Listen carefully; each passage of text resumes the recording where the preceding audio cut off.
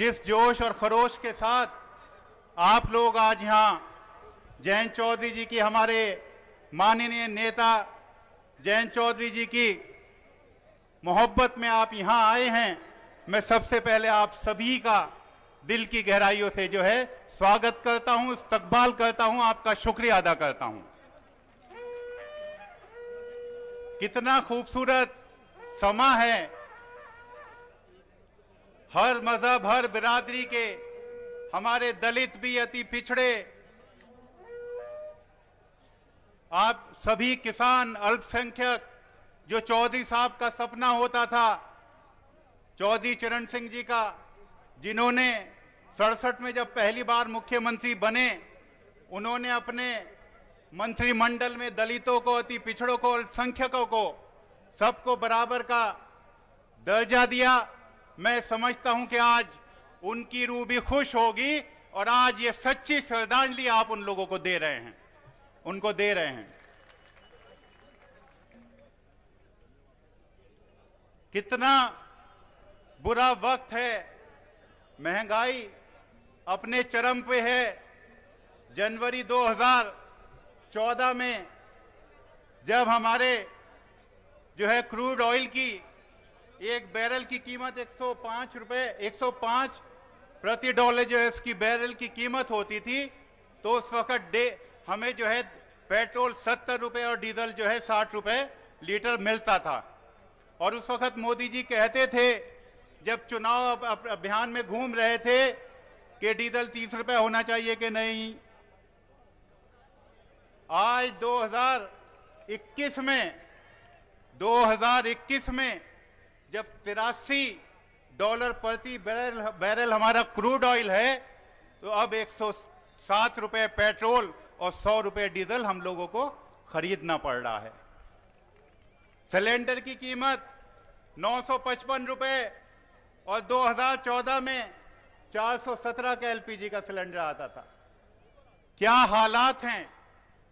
अब जब महंगाई इतनी बढ़ी कि उपचुनाव में भारतीय जनता पार्टी का सफाया हो गया, तो और इनके मुख्यमंत्री ने, हिमाचल प्रदेश के मुख्यमंत्री का बाकायदा बयान आया कि हम महंगाई की वजह से चुनाव हारे हैं। जब जाके आपको सिर्फ जितना इन्होंने एक महीने में बढ़ाया था डीजल पर, पेट्रोल पर, वो राहत इन्होंने आप लोगों को सिर्फ 10 रुपए की दी है। हमारे नौजवानों का क्या हाल है, बेचारे घरों को वापस आ रहे हैं, नौकरी उनकी खत्म हो रही हैं, प्राइवेटाइजेशन ये लोग करके आरक्षण खत्म करना चाहते हैं। एयर इंडिया को इन्होंने 18,000 करोड़ में जो है टाटा को बेची है, और प्रधानमंत्री के लिए 2 विमान, जिससे कि वो विदेशों की सैर सपाट करते हैं, उनके लिए जो 2 विमान आए हैं, आपको पता होगा उनकी कीमत क्या है, 8,400 करोड़ रुपए। सोचने का विषय है कि पूरी एयरलाइन 18,000 करोड़ की बेच दी, और 2 विमान प्रधानमंत्री जी के लिए कितने के आए हैं, 8,400 करोड़ रुपए के। बड़ा बुरा वक्त है। मैं ये कहना चाहता हूं आपसे, देखें, जब सरकार बनी थी लोगों में बड़ी उम्मीदें थीं। हमारे नौजवान कहते कि 2-2 करोड़ रोजगार हर साल हमारे नौजवानों को मिलेंगे, 15-15 लाख रुपए सबके खातों में, विदेशों से जो काला धन वापस आएगा 15-15 हजार रुपए उनके खातों में आएंगे।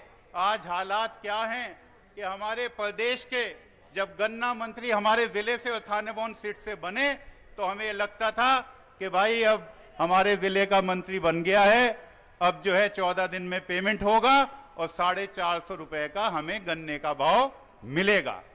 मगर मंत्री जी के पास जब हमारे किसान गन्ना तुलवाने के बाद मंत्री जी के पास जाते हैं कि मंत्री जी हमारे गन्ने का पेमेंट करा दो, 1 साल हो गया गन्ने का पेमेंट नहीं आया, तो मंत्री जी कहते हैं कि तुम्हारा गन्ना तुलवा दिया, क्या कम बड़ी बात है। पर्ची के लिए जाते हैं किसान, पर्ची के लिए मंत्री जी को कहते हैं कि हमारी पर्ची नहीं आ रही, मुंडा ढलना है, हमें नाज बोना है, मंत्री जी जवाब देते हैं कि मिल में पॉपुलर तो पेड़ नहीं रहा है, गन्ना ही पेड़ रहा है, जब वक्त आएगा तुम्हारी पर्ची आ जाएगी। और मंत्री जी के लोगों के पास पर्ची की कोई कमी नहीं है। तो बड़ा बुरा वक्त है। मैं तो आप सभी लोगों से कहता हूं, क्योंकि हमारे नेता जल्दी आप लोगों के बीच में आने वाले हैं। आप लोग व्यवस्था के साथ व्यवस्था बनाए रखें। प्रोग्राम आपका अपना है, हम सब एक हैं, चाहे वो भाई वारिस हों, नवाजिश आलम जी हों, हमारे अध्यक्ष जी खड़े हैं वो हैं। जिसको टिकट देंगे चौधरी साहब वो चुनाव लड़ेगा और हम सब मिलकर मजबूती से उसको लड़ाएंगे। ये मैं आप लोगों के बीच में कह रहा हूं। और मैं इन्हीं चंद अल्फाजों के साथ और इसी निवेदन के साथ कि आप सब लोग प्यार मोहब्बत से रहेंगे, प्यार मोहब्बत से हम सब एक होकर भाजपा को हराएंगे और 2022 में भाजपा को यहां से रुखसत करेंगे, जब ही 2024 में केंद्र से भाजपा जाएगी। मैं इन्हीं चंद अल्फाजों के साथ आप सभी लोगों का बहुत बहुत शुक्रिया अदा करता हूं। धन्यवाद, खुदा हाफिज, नमस्कार, जय हिंद, जय राष्ट्रीय लोकदल।